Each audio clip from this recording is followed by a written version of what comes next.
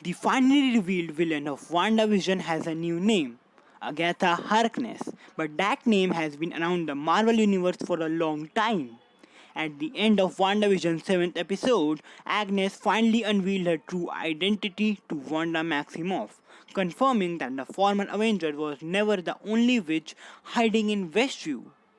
The cliffhanger also confirmed that the Scarlet Witch was never in the series villain at all, as the theme song goes on. And I killed Sparky, too.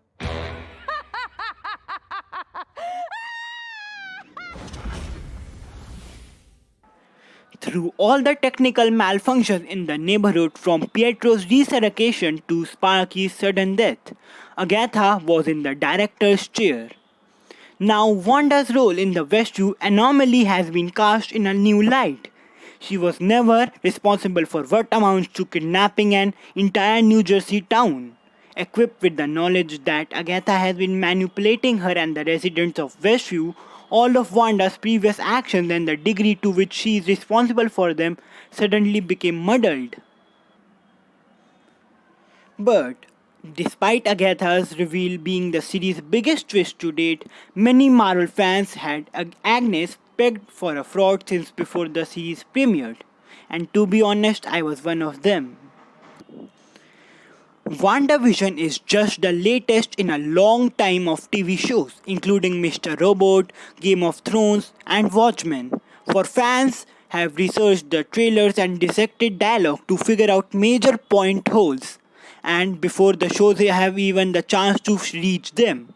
And with WandaVision, there are also decades of comic book storylines in which Wanda and Agatha are often linked to help piece everything together. Let's talk about the role of Agatha in the comics. So, in the comics, Agatha is one of the most powerful witches in the Marvel Universe, and as well as of the oldest. Agatha is so old that the details of her past feel like kind of hyperbole, only found in the punchline of Yo Mama joke. As her Marvel fandom page explains, Agatha Harkness was old enough to remember 500 years before the Atlantic sank to the bottom of sea. She was persecuted during the Salem witch trials in the 17th century. But when the character finally appeared in an issue of Fantastic Four in the early 1970s, Agatha was a retired governess hired to take care of Franklin Richards, the son of Sue Storm and Reed Richards, also known as the Invisible Woman and the Mr. Fantastic. After Franklin grew old enough and gained his own superpowers, Agatha began overseeing the growth of an Avenger, the Scarlet Witch. Wanda always had magical abilities, but before learning under Agatha, she had little understanding of witchcraft. Wanda's training began the day they came together in a 1974 Avengers comic. Along with Agatha's cat, Ebony, who can transform from a cute little black cat into a massive panther in an instant, Agatha and Wanda are attacked by a villain named Necrodamus, and Wanda learns to push her abilities past her previous limits. This dynamic of Agatha mentoring Wanda has continued in the comics for years. Even after Agatha is killed by being burned at the stake and later killed again by Wanda that time, she often appears in astral form, hanging around to teach Wanda the ways of witchcraft like a spirit guide or a Star Wars Force ghost. She plays a role in Wanda choosing to use magic to give her birth to her twins and helps Wanda wipe her memory after the demon Mephisto reabsorbed the magic used to create Billy's and Tommy's soul. Now, unless WandaVision's Agatha has been used some sort of de-aging spell that would hide the fact that she was born thousands of years ago before Jesus Christ himself, the show has taken the opportunity to offer an entirely new take on the character. Part of what makes that 7th episode reveal so compelling, even if you saw it coming, is how different this iteration is from the comics, due in large part of Catherine Hahn's fun performance in the role. While we are here admiring Han, the Apparently, she sang all Agatha songs. 2. She hasn't even really done much as Agatha, and she's already one of the better villains in the MCU for that alone. WandaVision's Agatha appears to be much younger and more evil than her comic book counterpart. Her cat has been swiped out for a rabbit, and she seems to have about as much interest in mentoring the Scarlet Witch as Wanda would care to chat about Ultron or the world outside of Westview. Ahead of the season's penultimate episode on Friday, Westview has a new villain, and yet there's still much unknown about Agatha Harkness and her past. Apart from the fact that she's been messing with the grieving Avenger for some time and her apparent affinity for all things purple, all we have seen for the real Agatha is her creepy dungeon style basement. We know nothing of her motives. When Wanda walked down the stairs of Agatha's house in the search of missing twins at the end of 7th episode, the aspect ratio of the screen adjusted to indicate that we were leaving Westview, placing the basement out of Wanda's hex. And while Wanda's may be the Scarlet Witch, she hasn't spoken much about her magic or witchcraft in the previous films. After all, in the MCU, her abilities were created through Hydra's experimentation with the power of an Infinity Stone.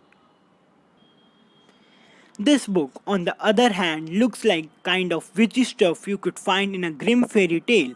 Between the ominous red lighting and all the bones, cicadas, Santic carvings, and vines crawling across the walls, which Monica can see emanating purple energy with her fancy new powers, plus that glowing book.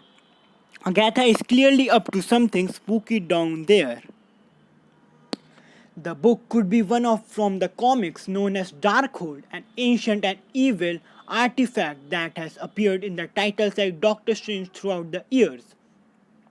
It's also called the Book of Sins, the ultimate source of evil spells in the Marvel Universe. With time little left in the session, it makes sense for WandaVision to begin to delve further into the mystical arts to fulfill its task of setting up the upcoming Doctor Strange in the multiverse of madness. Whether the demon Mephisto will appear in WandaVision, as many continue to speculate, remains a mystery as well. Agatha's husband, Ralph, has yet to show himself and could be a prime entry point for the character. But it would be pretty late in the season to introduce another villain, especially one as important as the deal making devil of the Marvel Universe. And for that, I will make a separate video, so stay tuned.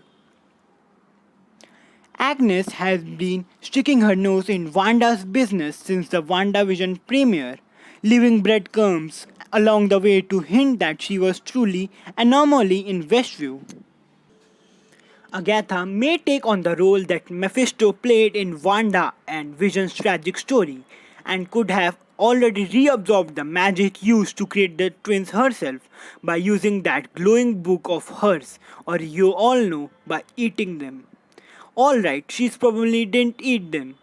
But Agnes did go out of her way to mention biting kids last episode.